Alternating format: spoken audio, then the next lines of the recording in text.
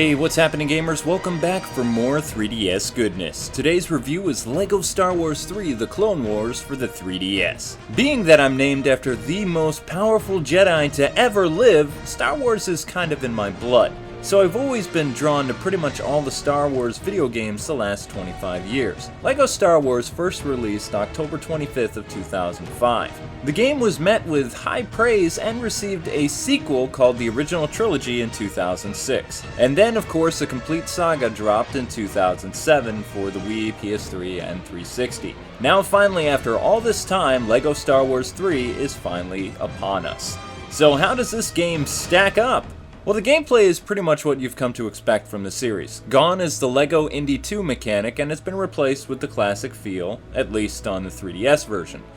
So you go about collecting studs, switching characters to complete objectives, and of course there's free play as well. Unlike the consoles, only one character appears on the screen at a time, and you switch between them by tapping the touchscreen or pressing the shoulder buttons. There is some difference with the clone troopers though. You have different categories like light and heavy class troopers.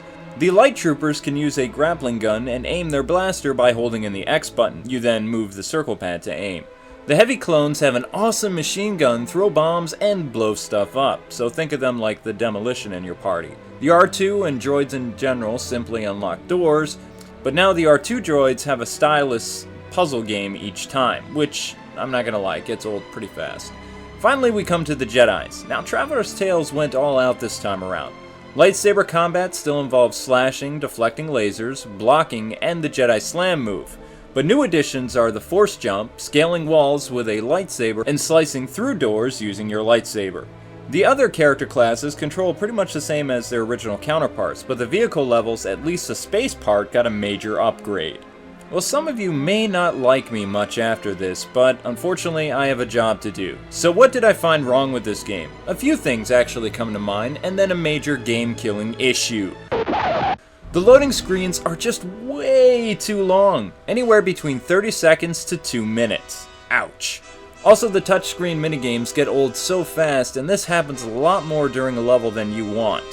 The combat controls seem a bit clunky with the Jedis when it comes to using their force powers. Sometimes using the force push or grabbing a highlighted object results in your death. The stages themselves are broken into 3 acts and take roughly a half hour to 45 minutes to beat in total, especially if you're trying to collect true Jedi status. Saving your game can only be done after you beat the whole mission. This is a problem for 2 reasons. One, since this is a game you play while you're out and about, you don't have enough time to play through an entire planet, especially during a lunch break. And 2, after the mission is over and you're on the continue or return to hub screen, the game will freeze just about every time. This happened not once, but 7 times to me in one day.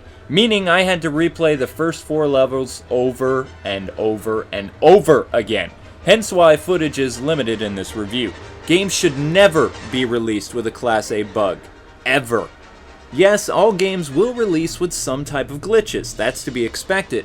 But full-blown lockups demands a recall immediately so it can be fixed. So what are the game's redeeming qualities? Aside from the stuff I mentioned, the graphics for this game are very well done and very close to PS3 style graphics, like we saw with Super Street Fighter 4. From the lighting effects, the look of the environments, the character detail, and everything else about the visuals is most impressive. Apart from the other 3DS games in the lineup, Traveler's Tales nailed the 3D aspect.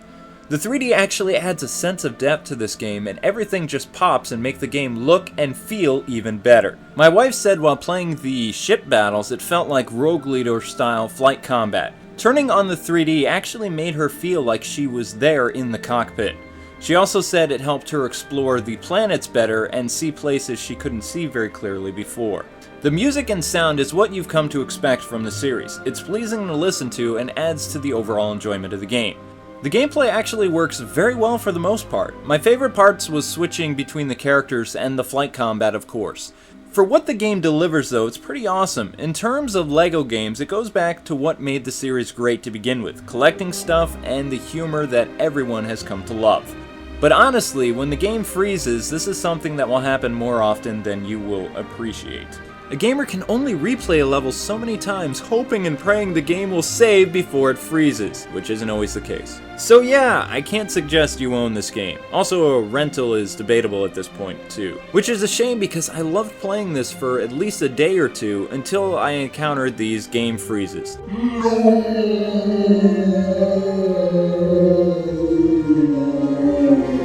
I'm hoping it can be fixed with an update or something, but I'm skeptical. So in closing, I have a message for the developers in general. Please stop releasing broken games like this. It's so disappointing because without this, the game is amazing. And I would recommend people to buy this in a heartbeat. But because it freezes, I can't. Alrighty, that wraps up another 3DS video review. I hope this video has been both entertaining and informative to all of you. Guys and gals, thanks so much for taking the time to watch this, and if you're new to my stuff, don't forget to subscribe to support my work. Well, until we meet again, gamers, God bless, and happy gaming.